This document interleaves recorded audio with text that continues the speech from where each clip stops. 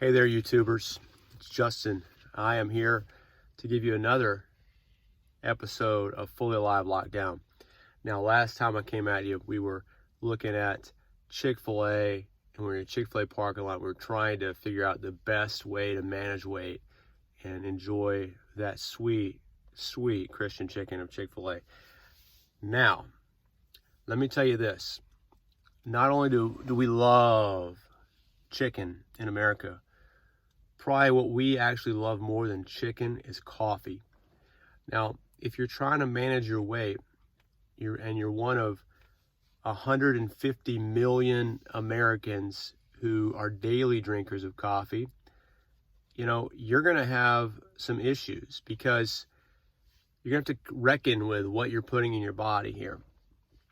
We are importing $4 billion worth of coffee every year.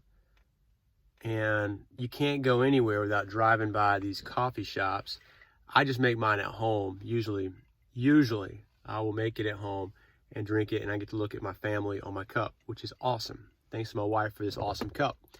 Well, 35% of coffee drinkers, we're talking 150 million people over 18 years old in America, are drinking their coffee like I do, black. However, 65% are adding stuff to their coffee like cream and sugar. Now, just for I love MyFitnessPal. If you look up a teaspoon of sugar, this is what a teaspoon is. So if you did one of those in your coffee, dump it in there, one of them, that's 16 calories. All right, you're getting almost no nutritional value for this. It just makes your coffee into this blazing hot sugar water, which is great.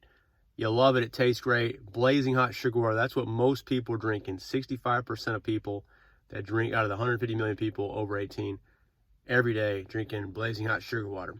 So maybe one of these is not too bad. It's only 18 calories. But if you do 8 of them, that's a lot. That's over 130 calories. So if you look at the nutritional information on Starbucks, that's about what they put in there. Seriously. It's going to cost you about 120 to 200 calories on your calorie goal for the day if you go to a place and have one of these baristas serve you up some coffee. Barista, where do we even get this word for? It's a fancy word it's an Italian word, but it's a fancy word for someone who pours coffee. And the guy pouring your coffee, that young lady, young man, doesn't have your best interest at heart.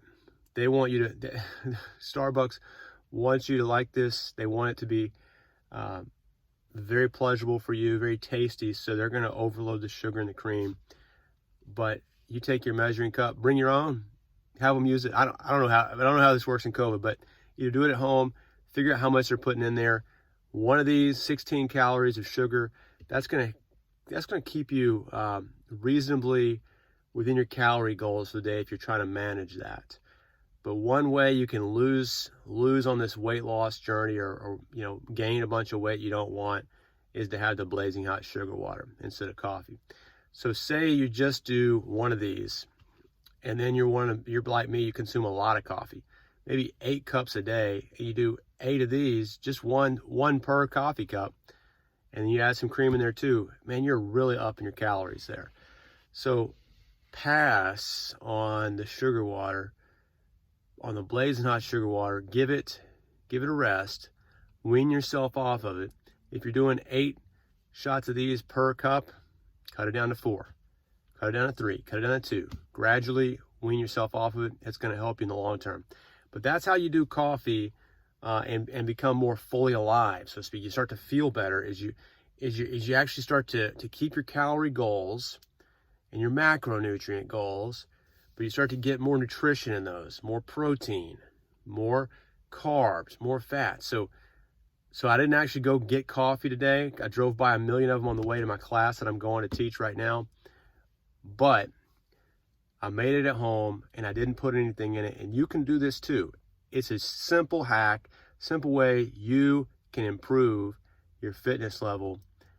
And hey, here's another tip. You can go into these GNCs and Walmart, wherever you go and get your supplements, if you get supplements, and they will try to sell you this pre-workout stuff. Now, pre-workout, the main ingredient is caffeine. So coffee is dirt cheap.